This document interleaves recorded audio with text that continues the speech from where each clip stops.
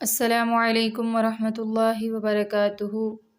حمدا کثیرا طیبا مبارکا فی اللہم صلی وسلم علی نبینا محمد اعوذ باللہ من الشیطان الرجیم بسم اللہ الرحمن الرحیم ربنا اے ہمارے رب وجعلنا اور بنا دے ہمیں مسلمین فرما بردار لکا اپنے لیے وَمِن ذُرِّيَّتِنَا اور من سے ذُرِّيَّتِنَا ہماری اولاد میں سے بھی امتاً ایک جماعت مسلمتاً جو فرما بردار ہو لکا تیری وَأَرِنَا اور سکھا ہمیں مناسکنا طریقے حج کے مناسک وتب اور توبہ قبول فرما علینا ہماری یا متوجہ ہو علینا ہم پر انکا بے شک انت تو تواب الرحیم توبہ قبول کرنے والا مہربان ہے ربنا اے ہمارے رب وبعث اور بھیج دے فیہم ان میں رسولاً ایک رسول یعنی مکہ کے رہنے والوں میں ایک رسول منہم جو انہی میں سے ہو یتلو وہ تلاوت کرے علیہم ان پر آیاتی کا تیری آیات ویعلمہم اور وہ سکھائے انہیں الکتاب کتاب والحکمت اور حکمت ویزکیہم اور وہ تزکیہ کرے ان کا پاک کرے ان کو انکا بے شک انت تو العزیز الحکیم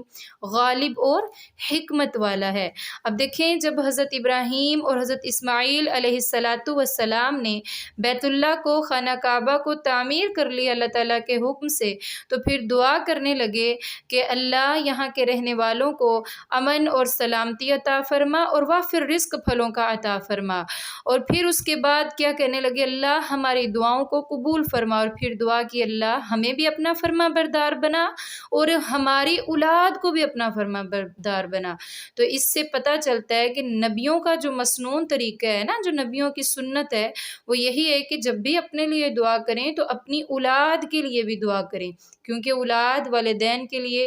ایک قیمتی سرمایہ اور صدقہ جاریہ ہوتی ہے۔ اگر اولاد نیک بن جائے نا تو والدین اس دنیا سے چلے بھی جائیں تو ان کو اس کا اجر ملتا رہتا ہے۔ اور پھر اپنی اولاد کے لیے بھی دعا کرنے کے بعد فرمانے لگے یا اللہ ہمیں بھی اپنی عبادت کے یا اللہ حج کرنے کے طریقے سکھا دے، ہم پر تو متوجہ ہو۔ تو اس سے دیکھیں حضرت ابراہیم اور حضرت اسماعیل علیہ السلام دونوں اللہ تعالیٰ کے اولو العزم پیغمبر تھے، لیکن پھر بھی وہ بار بار اللہ تعالیٰ سے یہی ریکویسٹ کر رہے ہیں، یہی درخواست کر رہے ہیں کہ یا اللہ ہماری طرف متوجہ ہو، یا اللہ ہماری توبہ قبول فرما۔ تو ویسے بھی حدیث میں آتا ہے نا، جو بندہ گناہ کر کے بار بار توبہ کر لیتا ہے اللہ تعالیٰ کو وہ بندہ بہت ہی پسند ہوتا ہے۔ تو ہمیشہ ہمیں بار بار استغفار کرنا چاہیے، بار بار توبہ کرنی چاہیے۔ اور ویسے بھی جو بندہ کثرت سے استغفر اللہ کا ورد کرتا ہے اور وہ گناہوں سے بچنے کی کوشش کرتا ہے اور جب بھی گناہ ہو فوراً اللہ تعالیٰ سے جب توبہ کر لیتا ہے نا تو وہ بندہ اللہ تعالیٰ کو بڑا پسند بھی ہوتا ہے، اور استغفر اللہ کا ذکر کرنے سے، استغفر اللہ کا ورد کرنے سے وہ تمام گناہ معاف ہو جاتے ہیں جن کی وجہ سے دعائیں قبول نہیں ہوتی ہیں۔ تو ہمیں ہمیشہ استغفر اللہ کا ذکر بھی کرنا چاہیے اور اللہ تعالیٰ سے توبہ بھی کرنی چاہیے، اور ہمیشہ ویسے توبہ کا مطلب یہ ہے کہ یا اللہ اب تک جو گناہ ہو گئے ان کی معافی دے دے، آئندہ ہم یہ نہیں کریں گے، یعنی آئندہ کے لیے پکی سچی ان گناہوں سے توبہ کر لے۔ انسان ہے، انسان ہونے کے ناطے اگر کوئی غلطی پھر کوتاہی ہو جائے تو وہ ایک علیحدہ بات ہے، لیکن جو ہے یہ نہیں کہ جب بھی گناہ کریں سوچو کوئی بات نہیں ہے توبہ کر لیں گے تو ایسے گناہ معاف نہیں ہوتے۔ ہمیشہ جو ہے جب گناہ ہو جائے، جب ندامت آئے پھر اس پر توبہ کرو اور آئندہ ہمیشہ ان گناہوں سے بچے۔ اور پھر کیا فرمانے لگے اللہ بے شک تو تواب الرحیم ہے۔ تو ہمیشہ جب بھی اللہ تعالیٰ سے مانگے نا تو اللہ تعالیٰ کو اللہ تعالیٰ کی صفات بیان کر کے اللہ تعالیٰ سے مانگے، اور پھر دعا کی اللہ ان میں ایک رسول بھیج جو انہی میں سے ہو،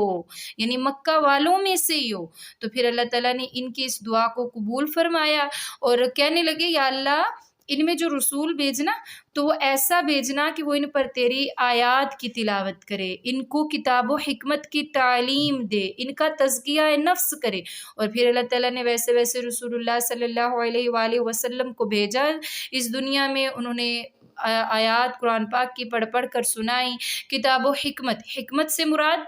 احادیث سنت کی تعلیم دی، کتاب سے مراد قرآن پاک، قرآن اور سنت کی تعلیم دی، قرآن اور حدیث کی تعلیم دی۔ اور دیکھیں تزکیہ نفس کیا، رسول اللہ صلی اللہ علیہ وآلہ وسلم کا فرمان ہے کہ جو بندہ اسلام قبول کرتا ہے نا تو اسلام سے پہلے زمانہ جاہلیت میں جو اس نے گناہ کیے ہوئے ہوتے ہیں نا وہ سارے کے سارے گناہ معاف ہو جاتے ہیں۔ تو دیکھیں تزکیہ نفس کیا ان کا، اور پھر ایمان لانے کے بعد بھی کتنے وہ تقوی والے اور کتنے متقی صحابہ اکرام تھے۔ اللہ تعالی ہم سب کو بھی تقوی والا بنا دے۔ اور اگلی آیت میں ہے کہ ومن، اور جو کوئی یرغبو بے رغبتی اختیار کرے گا، عن ملت ابراہیم، دین ابراہیم سے، ومن اور جو کوئی، یعنی کون ہے جو بے رغبتی اختیار کرے گا دین ابراہیم سے، مگر وہی شخص ہو سکتا ہے کہ الا مگر، من وہی شخص صافیہ جس نے بے وقوف بنایا نفسہ اپنے نفس کو، وَلَقَدِ اسْتَفَيْنَا، وَلَقَدْ اور البتہ تحقیق، اسْتَفَيْنَاهُ ہم نے تو چن لیا ہے ابراہیم علیہ السلام کو، فی الدنیا دنیا میں بھی، وَإِنَّهُ اور بے شک وہ فی الآخرۃ آخرت میں، لَمِنَ الصَّالِحِينَ البتہ نیک لوگوں میں سے ہوں گے۔ یعنی اللہ تعالیٰ فرماتے ہیں کہ دنیا کو کوئی بے وقوف شخص ہی ہوگا جو دین ابراہیم سے بے رغبت ہو، ورنہ ہر مذہب والے یہی کہتے ہیں، ہر دین والے یہود ہیں، عیسائی ہیں، بے دین ہیں، صابی ہیں، مجوسی ہیں، وہ سب یہی کہتے ہیں کہ ہم دین ابراہیم پر ہیں۔ اللہ تعالیٰ نے اتنی شان حضرت ابراہیم علیہ السلام کو عطا فرمائی ہے، کیوں؟ کیونکہ حضرت ابراہیم علیہ السلام حنیفہ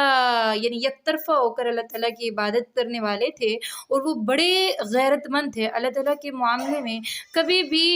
جو ہے نہ کسی سے کچھ برداشت کرتے اور نہ کبھی کچھ۔ ویسے تو تمام پیغمبر ہی الحمدللہ ایسے تھے، لیکن حضرت ابراہیم علیہ السلام کو اللہ تعالیٰ نے ان سے جو آزمائش اور قربانیاں ان سے کی، ان کا صلہ یہ دیا کہ ان کو تمام لوگوں کا امام بنا دیا۔ تو اب ہر بندہ یا رسول اللہ صلی اللہ علیہ وآلہ وسلم کا بھی فرمان ہے کہ مجھے دین ابراہیم پر ہی بھیجا گیا ہے۔ تو الحمدللہ سچی بات تو یہ ہے کہ آج مسلمان دین ابراہیم پر ہیں، کیونکہ جو دین ان کو دے کر بھیجا گیا تھا رسول اللہ صلی اللہ علیہ وآلہ وسلم کو اس کے ساتھ ساتھ مزید بھی دے کر بھیجا گیا ہے۔ اور پھر اللہ تعالیٰ نے فرمایا وَلَقَدِ اسْتَفَيْنَاهُ فِي الدُّنْيَا ہم نے تو ابراہیم علیہ السلام کو دنیا میں بھی اپنا خاص اور چنا ہوا بندہ بنا لیا تھا، وَإِنَّهُ فِي الْآخِرَةِ لَمِنَ الصَّالِحِينَ اور البتہ وہ آخرت میں سے بھی ہمارے نیکوکار یعنی آخرت میں بھی کامیاب ترین وہ شخص ہیں۔ آج کا ہمارا سبق یہیں تک۔ السلام علیکم ورحمۃ اللہ وبرکاتہ۔